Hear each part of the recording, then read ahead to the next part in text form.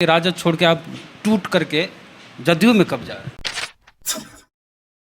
बिहार के एक YouTube channel में इस तरह की खबरें चलाई गई कि जिस तरह से लॉकडाउन पार्ट 1 पार्ट 2 किया गया, उसी तरह राजद की टूट होगी, राजद टूट पार्ट 1 पार्ट 2। तो पार्ट 2 में दिखाया गया और बोला गया पत्रकार के द्वारा, जो उसके पत्रकार हैं, कि कुशवाहा समाज के बड़े नेता आलोक मेहता को भी बचा ले तेजस्वी यादव तो बड़ी बात है। सबका मोबाइल नंबर बंद हो गया है, सिग्नेचर भी कहाँ कहाँ कर दिए हैं। तो इस वक्त हमारे साथ हैं आरजेडी के प्रधान महासचिव और विधायक भी हैं, पूर्व मंत्री भी हैं, आलोक मेहता। सवाल आपसे यही कि राजद छोड़ के आप टूट करके जदयू में कब जा रहे हैं?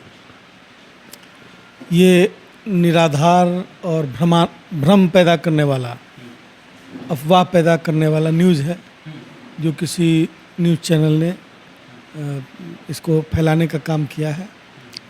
और मैं समझता हूँ कि यह बहुत ही प्रजातंत्र में एक जो तकाजा होना चाहिए, चौथा स्तंभ है पत्रकारिता, तो उसको मर्यादा, नॉर्म्स, इन सारी चीज़ों का ध्यान रखना चाहिए।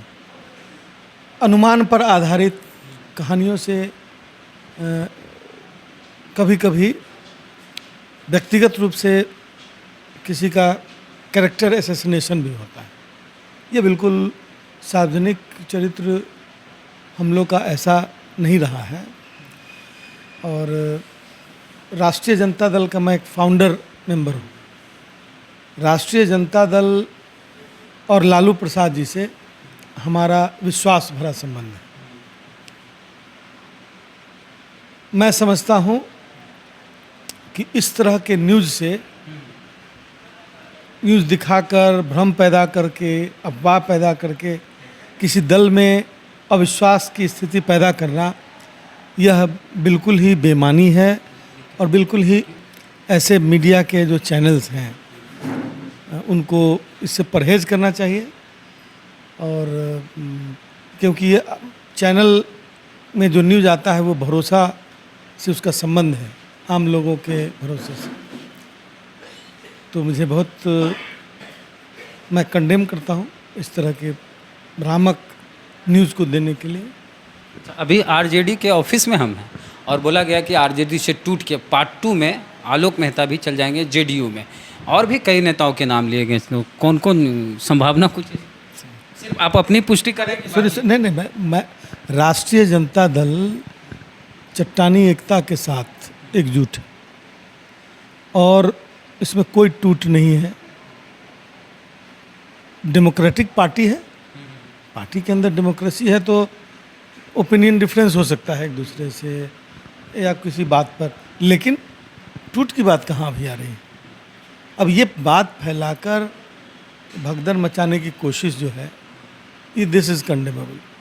अच्छा, एक खबर और इस तरह से चल रही है, तेजस्वी यादव ने कहा कि हमारी सरकार में, राबड़ी देवी लालू यादव की सरकार में जो कमियां रह गई और जो भूल हुई, उसके लिए हम माफ़ी मांगते हैं। इसे इस तरह से दिखाया जैसे अपराध के लिए माफ़ी मांगा गया हो या जंगल राज के लिए माफ़ी हो। जदयू के प्रवक्ता भी इसी तरह से बयान दे रहे हैं। तो कमियां और भूल को किस तरह से डिफाइन? देखिए, ये बिल्कुल गलत ढंग से पेश किया जा रहा है। हो सकता है कि कोई आदमी है, गलतियां हो सकती हैं। हम तो मानते रहे हैं कि 99 गलती शब्द का प्रयोग ही नहीं किया, भूल और कमियां। ठीक है, भूल भी 99% काम हमारा सही है। यदि 1% भी कहीं कमी रह गई हो तो बहुत स्वाभाविक है। यदि ये उनके हम्बलनेस का निशानी है, ये उनकी जो है, मैं समझ सकता हूँ, मैं कह सकता हूँ कि ये उनकी उदारता है कि उन्होंने इस पर ऐसे शब्दों का प्रयोग किया। तो इस पर भी टिप्पणी करने की क्या ज़रूरत है भाई? कल तक आप बहुत तरह की बात बोलते थे, जंगल राज की बात करते थे। तो मतलब यदि कोई भी शासन प्रशासन है तो उसमें मैं नहीं समझता कि आज तक किसी दूसरी पार्टी और किसी दूसरी पार्टी के नेता ने कभी इस तरह से सार्वजनिक रूप से किसी को कहा हो कि यदि गलती हो गई हो तो माफ़ करेंगे। तो ये उनकी नम्रता, उनके हम्बलनेस की निशानी है। जैन धर्म में भी एक ऐसा पर्व होता है, एक दिन साल में एक दूसरे से माफ़ी मांगते हैं कि साल भर में हमसे कोई गलती हुई, कोई कमी रही तो उसके लिए माफ़ी मांगते हैं। नहीं, देखिए, राष्ट्रीय जनता दल के शासनकाल में, खासतौर से लालू प्रसाद जी के नेतृत्व में 15 वर्षों में जो सबसे बड़ी उपलब्धि थी वो सामाजिक न्याय की उपलब्धि थी। और सामाजिक न्याय की उपलब्धि एक जड़ता से मुख्य धारा में लाने का एक प्रयोग था। और इस सफल प्रयोग में बहुत सारे लोगों को, कुछ लोगों को कष्ट भी हुआ होगा, क्योंकि लोगों में एक इनर्शिया होता है, यथास्थितिवादी सोच होती है कि जैसी स्थिति है, जमींदारी है, सामंतवाद है तो रहने दिया जाए, मैंने उससे बदलना नहीं चाहते हैं। तो ऐसे कुछ लोगों को ज़रूर ठेस पहुंचा होगा। तो स्वाभाविक है, और इंटेंशन नहीं था ठेस पहुंचाने का, इंटेंशन ये था कि जो पीछे छूटे हुए लोग हैं उनको आगे लाने का, मैंने आगे आए हुए लोग को धकेल के पीछे करने का नहीं था।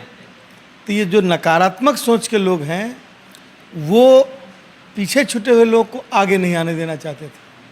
तो वैसे लोगों को तो थोड़ा परेशानी होगी ना। तो अब इसको किस अलग अलग ढंग से रखने की कोशिश होती है। तो मैं तो यही समझता हूँ कि 99% कार्य जो माननीय लालू प्रसाद जी के शासनकाल में हुआ उसमें बहुत वो अच्छे कार्य हुए, और उसमें बहुत बड़ा हिस्सा आपके सामाजिक न्याय का है कि समाज जागरूक हुआ, समाज के अंतिम पंक्ति के लोग मुख्य धारा में आए, और जब मुख्य धारा में आए तभी आज उनका रिकग्निशन होता है, उनकी काउंटिंग होती है, और कोई भी सरकार आवे उन तक उनका हक पहुंचाने की कोशिश करती है।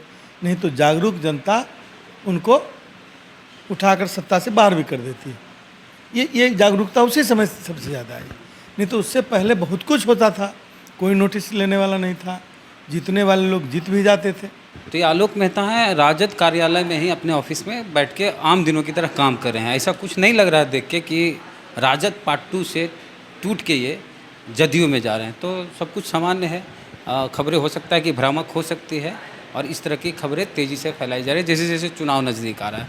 तो इन सब मुद्दों पे आपकी क्या प्रतिक्रिया अपनी कमेंट बॉक्स में जरूर दें। चैनल को सब्सक्राइब नहीं किए तो कर लीजिए, बेल आइकन जरूर दबाएं। चलते हैं, जय भीम, जय भारत।